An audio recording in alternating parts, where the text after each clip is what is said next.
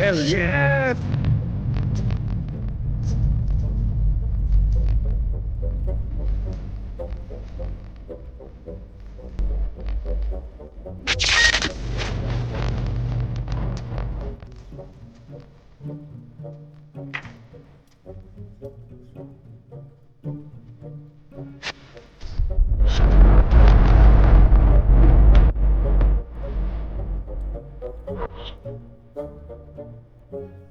Good morning, good morning. So, lumabas kami today to check yung ating GoPro Hero 11.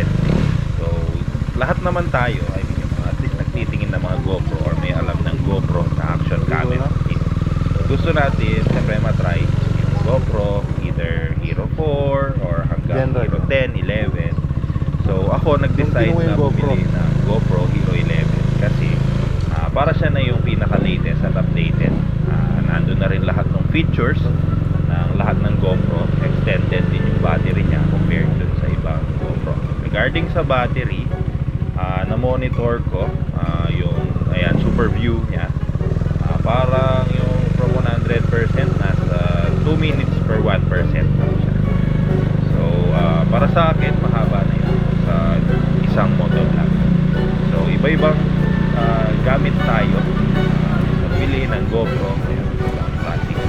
Nagbablog, ako ginagamit ko yung motor, yung iba sa hilig lang, yung iba para sa safety, para may camera nila. So yun, iba-iba dahilan sa pagbili ng GoPro. Sa quality, yung physical appearance niya, napakaganda ng gawa. Yung kanyang video quality, hindi siya puro salita lang o hindi puro marketing lang ng GoPro. Yung kanya binibigay. So yan, makikita nyo naman napaka-smooth yung hyper smooth niya. Totoo, hindi magalaw yung camera kahit na umaandar tayo. Quality ng video na napoprovide niya more than expected. Napakaganda, napakasulit para sa presyo niya. Okay, so nakapag-try na ako ng iba-ibang camera, kahit pagka yung nagdo-duty ako sa taas, China. So hindi yung hangin niya malamig, sayang lang yung pera nyo. Honestly, na kayong bumili, unless talagang yun lang yung kayang bilhin. May simoy Pero na kasi ng si Pasko. GoPro, pwede yung credit card, monthly nyo. Pwede naman pag-ipunan din. Sana all laging Kasi ganyan no? Presko. advice ko lang, since I've tried it, ay bumili ako ng mga lower value, like sabi ko, pwede na to, worth may 1,000, may worth 1,500, may worth 4,000. Yun yung last kong binili, yung 4,500 action cam.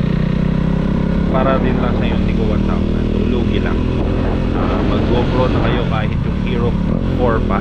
Last video ko na nanay. Napakaganda ng quality. So, i-check nyo na lang mabuti kahit second hand pa yung bilhin nyo. Mas sulit pa rin si GoPro. Yun lang yung advice ko yun para sa akin. So, we are riding today. Siyempre, ang ating KTM Duke 390. Yan. Sa mga napakasulit.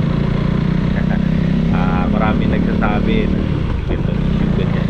So yun, napakasulit ng KTM Duke 390. Any KTM bikes actually. So napakaganda ng quality nila. Napakaganda ng European bike. Yung quality niya iba. Hindi mo ma-explain. Hindi mo mako-compare sa mga ibang manufacturer. Kahit na merong mas mababa yung price, yung specs. Napakasulit itong Duke 390. Again, going back tayo sa GoPro. So, last video, sabi ko yung grid lights sa back screen. Baka issue siya. So, hindi. Actually, kumausap ako na GoPro support US. So, normal yun dun sa LCD. Kasi LCD siya yung display niya. So, pagka iilawan mo, talagang may grid light siya sa GoPro. Para daw yun dun sa back. And, confirm din sa mga GoPro users. Malamig Gamit na Hero 11. Ganun lahat. From factory. So, normal yun. Hindi siya issue. Ngayon, itong video na to, yan, nagamit ko for say around 30 minutes. Tapos nag-stop kasi kung saan ko siya bibili. So, si GoPro Hero 11, may napansin na naman ako. So, hindi ko alam kung na-tempo ba ako. Actually, ito pa lang naman yung first issue niya. Ito mukhang issue talaga. Hindi ko alam kung normal din. Pero yung gilid ng backlight niya, parang may mali. So, ito, pakita ko sa video.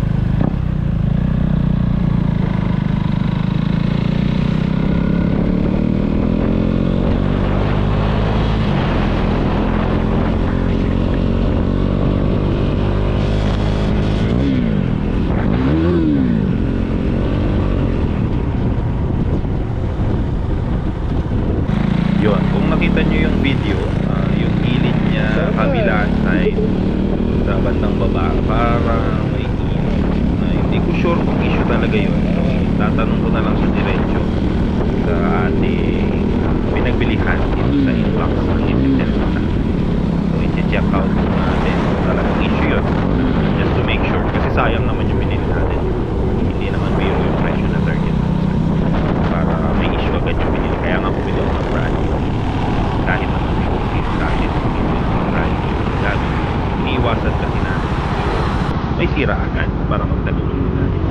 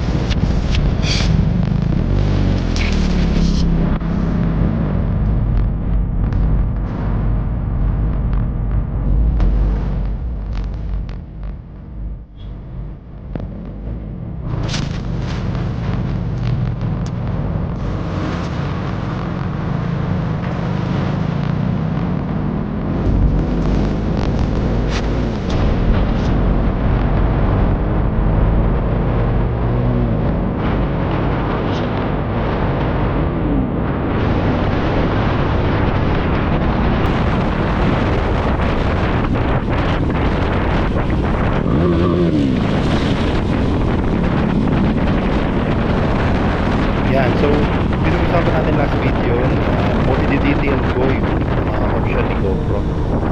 So hindi ko pa siya napag-aaralan mabuti kasi nakabibili ko lang. So pag uwi ko, actually chinek ko, meron pala siyang noise reduction. So itatry natin yun sa next video. Saludo ako sa iyo, sir, na naka-Kim ko like. Ang ganda.